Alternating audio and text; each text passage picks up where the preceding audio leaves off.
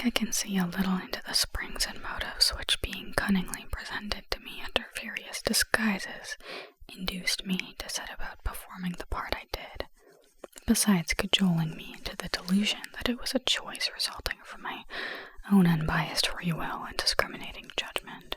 Chief among these motives was the overwhelming idea of the great whale himself.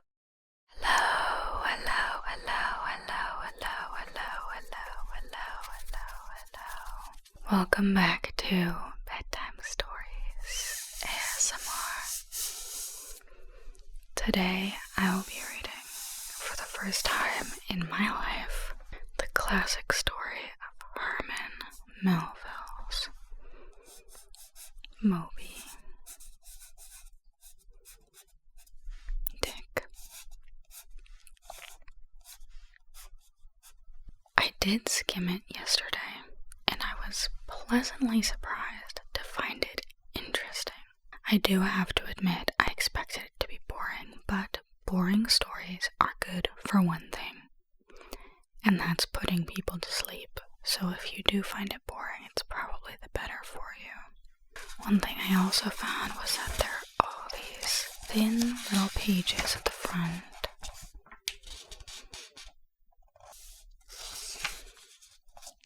An introduction, etymology, and extracts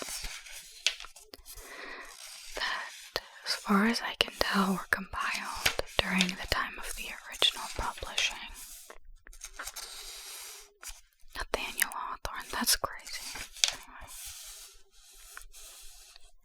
Anyway. And this is very interesting to me, but I know that what will be very interesting to you is getting on to the actual story, so we'll do that, and I will muse on historical publishing later. If you like this video, please leave a like and a comment. That helps a small channel like this one so much. Thank you. Chapter 1. Loomings. Call me Ishmael. Some years ago, never mind how long precisely, having little or no money in my purse and nothing in particular to interest me on shore, I thought I would sail about a little and see the watery part of the world. It is a way I have of driving off the spleen and regulating the circulation. Whenever I find myself growing grim about the mouth, whenever it is a damp, drizzly November in my soul, whenever I find myself involuntarily pausing before coffin warehouses and bringing up the rear of every funeral I meet, and especially whenever my hypos get such an upper hand of me that it requires a strong moral principle to prevent me from deliberately stepping into the street and methodically knocking people's hats off, then I account it high time to get to sea as soon as I can. This is my substitute for pistol and ball. With a philosophical flourish, Cato throws himself upon his sword. I quietly take to the ship. There's nothing surprising in this. If they but knew it, almost all men in their degree, some time or other, cherish very nearly the same feelings toward the ocean with me. There now is your insular city of the Manhattoes, belted round by wharves as Indian isles by coral reefs. Commerce surrounds it with her surf. Right and left the street takes you waterward. Its extreme downtown is the Battery, where that noble mole is washed by waves and cooled by breezes, which a few hours previous were out of sight of land. Look at the crowds of water gazers there. Circumambulate the city of a dreamy Sabbath afternoon. Go from Corlear's Hook to Coenties Slip, and from thence by Whitehall northward. What do you see? Posted like silent sentinels all around the town stand thousands upon thousands of mortal men fixed in ocean reveries. Some leaning against the spile, some seated upon the pier heads, some looking over the bulwark of ships from China, some high aloft in the rigging, as if striving to get a still better seaward peep. But these are all landsmen of weak days pent up in lath and plaster, tied to counters, nailed to the benches, clinched to desks. How then is this? Are the green fields gone? What do they here? But look, here come more crowds, pacing straight for the water and seemingly bound for a dive. Strange. Nothing will content them but the extremest limit of the land. Loitering under the shady lee of yonder warehouses will not suffice, no. They must get just as nigh the water as they possibly can without falling in, and there they stand, miles of them, leagues. Inlanders all, they come from lanes and alleys, streets and avenues, north, east, south, and west. Yet here they all unite. Tell me, does the magnetic virtue of the needles of the compasses of all those ships attract them thither? Once more, say you are in the country, in some high land of lakes. Take almost any path you please, and 10 to 1 it carries you down in a dale, and leaves you there by a pool in the stream. There is magic in it. Let the most absent-minded of men be plunged in his deep reveries. Stand that man on his legs, set his feet a-going, and he will infallibly lead you to water, if water there be in all that region. Should you ever be athirst in the great American desert, try this experiment. If your caravan happened to be supplied with a metaphysical professor, yes, as everyone knows, meditation and water are wedded forever. But here is an artist. He desires to paint you the dreamiest, shadiest, quietest, most enchanting bit of romantic landscape in all the valley of the Saco. What is the chief element he employs? There stand his trees, each with a hollow trunk, as if a hermit and a crucifix were within. And here sleeps his meadow, there sleeps his cattle, and up from yonder cottage goes a sleepy smoke. Deep into distant woodlands winds a mazy way, reaching to overlapping spurs of mountains bathed in their hillside blue. But though the picture lies thus tranced, and though this pine tree shakes down its sighs like leaves upon his shepherd's head, yet all were vain unless the shepherd's eye were fixed upon the magic stream before him. Go visit the prairies in June, when for scores on scores of miles you wade knee-deep among tiger lilies. What is the one charm wanting? Water. There's not a drop of water there, or Niagara, but a cataract of sand. Would you travel your 1,000 miles to see it? Why did the poor poet of Tennessee, upon suddenly receiving 2 handfuls of silver, deliberate whether to buy him a coat, which he sadly needed, or invest his money in a pedestrian trip to Rockaway Beach? Why is almost every robust, healthy boy with a robust, healthy soul in him, at some time or other, crazy to go to sea? Why, upon your first voyage as a passenger, did you yourself feel such a mystical vibration, when first told that you and your ship were now out of sight of land? Why did the old Persians hold the sea holy? Why did the Greeks give it a separate deity, an own brother of Jove? Surely all this is not without meaning. And still deeper the meaning of that story is Narcissus, who, because he could not grasp the tormenting, mild image he saw in the fountain, plunged into it and was drowned. But that same image we ourselves see in all rivers and oceans. It is the image of the ungraspable phantom of life. And this is the key to it all. Now, when I say that I am in the habit of going to sea whenever I begin to grow hazy about the eyes, and begin to be over-conscious of my lungs, I do not mean to have it inferred that I ever go to sea as a passenger. For to go as a passenger you must needs have a purse, and a purse is but a rag unless you have something in it. Besides, passengers get seasick, grow quarrelsome, don't sleep of nights, do not enjoy themselves much as a general thing. No, I never go as a passenger, nor, though I am something of a salt, do I ever go to sea as a commodore, or a captain, or a cook. I abandon the glory and distinction of such offices to those who like them. For my part, I abominate all honorable, respectable toils, trials, and tribulations of every kind and whatsoever.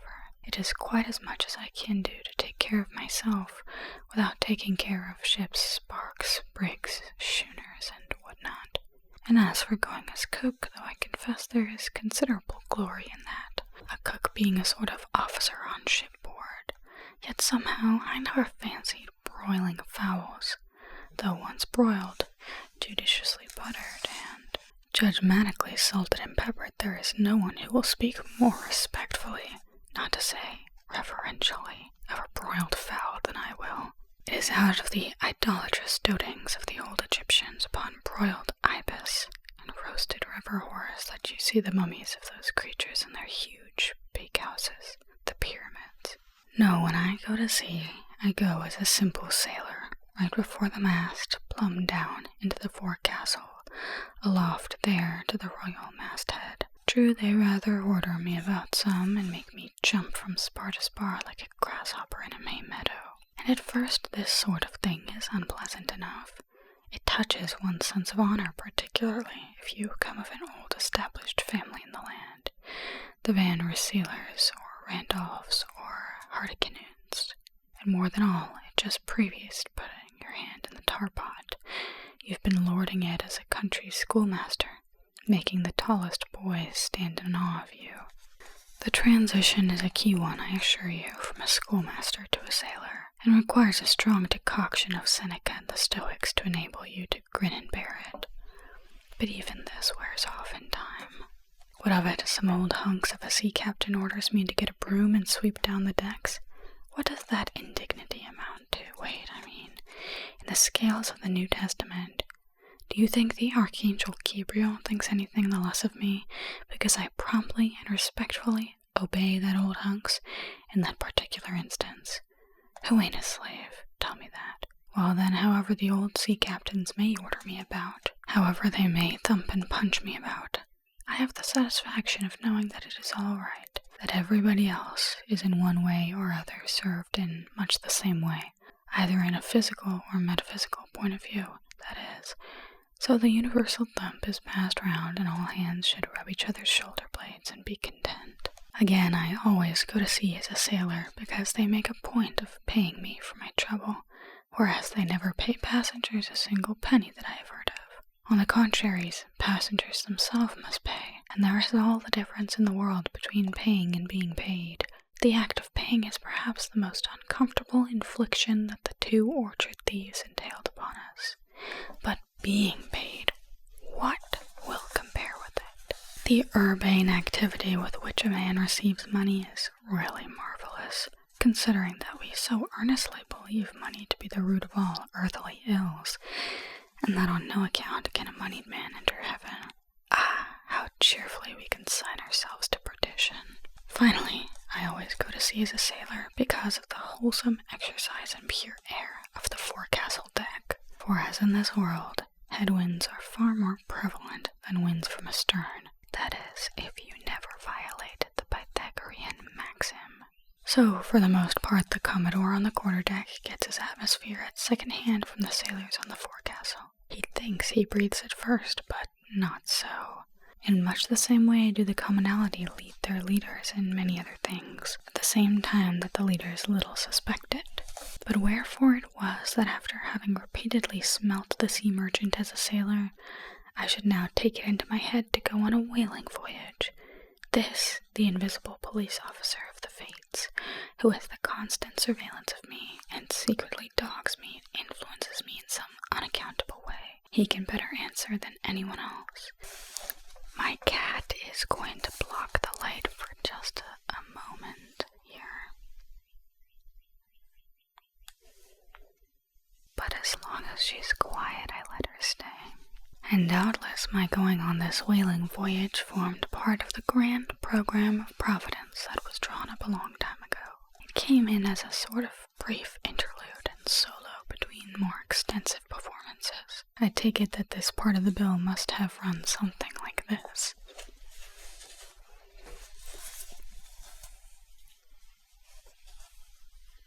Grand contested election for the presidency of the United States. Whaling voyage by one Ishmael.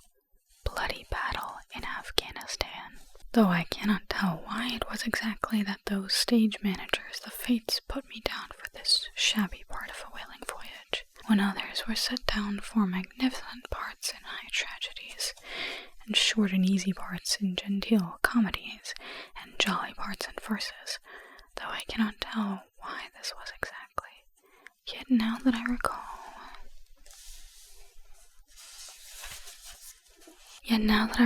all the circumstances, I think I can see a little into the springs and motives which being cunningly presented.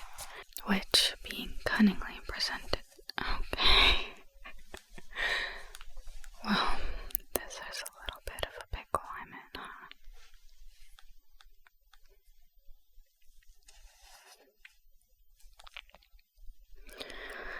I think I can see a little into the springs and motives which, being cunningly presented to me under various disguises, induced me to set about performing the part I did, besides cajoling me into the delusion that it was a choice resulting from my own unbiased free will and discriminating judgment.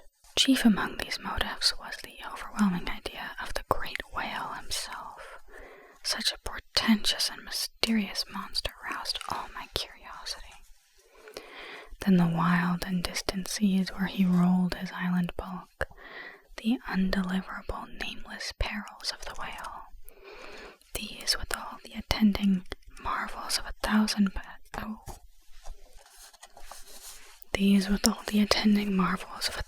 Patagonian sights and sounds, helped to sway me to my wish. With other men, perhaps, such things would not have been inducements, but as for me, I am tormented with an everlasting itch for things remote. I love to sail forbidden seas and land on barbarous coasts. Not ignoring what is good, I am quick to perceive a horror, and could still be social with it, would they let me, since it is but well to be on friendly terms with all the inmates of the place one lodges in. By reason of these things, then, the whaling voyage was welcome. The great floodgates of the wonder world swung open, and in the wild conceits that swayed me to my purpose, two and two there floated into my inmost soul endless processions of the whale, and, mid most of them, one grand hooded phantom, like a snow hill in the air. I am really enjoying the voice of this narrator. He's very adventurous, brusque, simple guy. I'm having a good time so far. Chapter 2. The Carpet Bag. I stuffed a shirt or two into my old carpet bag, tucked it under my arm, and started for Cape Horn in the Pacific. Quitting the good city of old Manhattan, I duly arrived in New Bedford. It was on a Saturday night in December. Much was I disappointed upon learning that the little packet for Nantucket had already sailed, and that no way of reaching the place would offer till the following Monday. As most young candidates for the pains and penalties of whaling stop at this time New Bedford, thence to embark on their voyage, it may as well be related that I, for one, had no idea of so doing, for my mind was made up to sail in no other than a Nantucket craft, because there was a fine, boisterous something about everything connected with that famous old island, which amazingly pleased me. Besides, though New Bedford has of late been gradually monopolizing the business of whaling, and though in this matter poor old Nantucket is now much behind her, yet Nantucket was her original great, the tier of this cartage, the place where the first dead American whale was stranded. Where else but Nantucket did those aboriginal whalemen, the red men, first sally out in canoes to give chase to the Leviathan? And where but from Nantucket, too, did that first adventurous little sloop put forth, party laden with imported cobblestones? So goes the story. To throw at the whales in order to discover when they were nigh enough to risk a harpoon from the bowsprit. Now having a night, a day, and still another night following before me in New Bedford, ere I could embark for my destined port, it became a matter of concernment where I was to eat and sleep meanwhile. It was a very dubious-looking, nay, a very dark and dismal night, bitingly cold and cheerless. I knew no one in the place.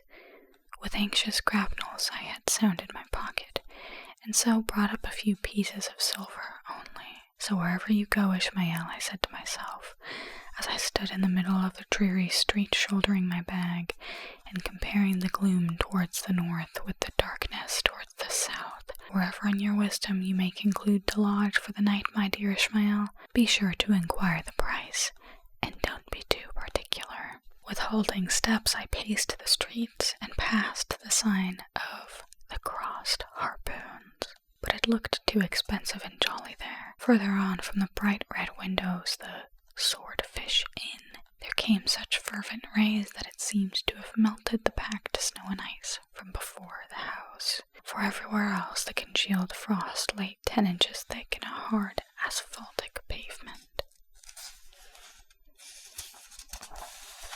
Rather weary for me, when I struck my foot against the flinty projections, because from hard remorseless service the soles of my boots were in a most miserable plight. Too expensive and jolly, again thought I, pausing one moment to watch the broad glare in the street, and hear the sounds of the tinkling glasses within. But go on, Ishmael, said I at last. Don't you hear? Get away from before the door, your patched boots are stopping the way. So on I went.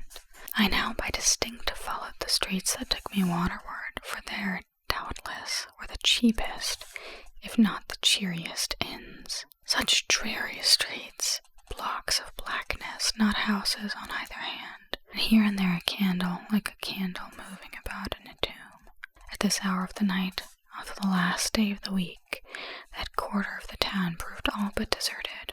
Moving on, I at last came to a dim sort of light not far from the docks, and heard a forlorn creaking in the air, and looking up saw a swinging sign over the door with a white painting upon it, faintly representing a tall straight jet of misty spray, and these words underneath: The Spouter Inn, Peter Coffin. Coffin? Spouter? Rather ominous in that particular connection, thought I. But it is a common name in Nantucket, they say. And I suppose this Peter here is an emigrant from there, as the light looked so dim, and the place for the time looked quiet enough, and the dilapidated little wooden house itself looked as if it might have been carted here from the ruins of some burnt district. And as the swinging sign had a poverty-stricken sort of creak to it, I thought that here was the very best spot for cheap lodgings, and the best of pea coffee. It was a queer sort of place, a gable-ended old house, one side palsied as it were, and leaning over sadly. It stood on a sharp, bleak corner, where that tempestuous wind Euroclydon kept a worse howling than ever it did about poor Paul's tossed craft. Euroclydon, nevertheless, is a mighty pleasant supper to anyone indoors, with his feet on the hob, quietly toasting for bed. In judging of that tempestuous wind called Euroclydon, says an old writer, of whose works I possess the only copy extant, it maketh the marvellous difference whether thou lookest out it from a glass window where the frost is all on the outside, or whether thou observest it from the sashless window where the frost is on both sides, and of which the white death is the only glazer. True enough, thought I, as this passage occurred to my mind. Old Blackletter, thou reasonest well. Yes, these eyes are windows, and this body of mine is the house. What a pity they didn't stop up the chinks in the crannies, though, and thrust a little lint here and there. But it's too late to make any improvements now.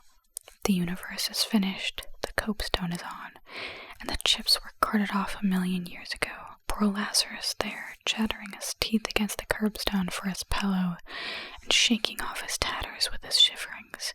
He might plug up both ears with rags and put a corn cob into his mouth, and yet that would not keep out the tempestuous Euroclydon. Euroclydon, says old Dives in his red silken wrapper. He had a redder one afterwards. Pooh-pooh, what a fine frosty night. How Orion glitters, what northern lights. Let them talk of their oriental summer climes of everlasting conservatories. Give me the privilege of making my own summer with my own coals. But what thinks Lazarus? Can he warm his blue hands by holding them up to the grand northern lights? Would not Lazarus rather be in Sumatra than here? Would he not far rather lay him down lengthwise along the line of the equator? Yea, ye gods, go down to the fiery pit itself in order to keep out this frost. Now that Lazarus should lie stranded there on the curbstone before the door of Dives, this is more wonderful than when an iceberg should be moored to one of the Moluccas. Yet Dives himself, he too lives like a czar in an ice palace made of frozen sighs, and being a president of a temperance society, he only drinks the tepid tears of orphans. What the heck? But no more of this blubbering now. We are going a whaling, and there is plenty of that yet to come. Let us scrape the ice from our frosted feet, and see what sort of a place this Spouter may be. That is where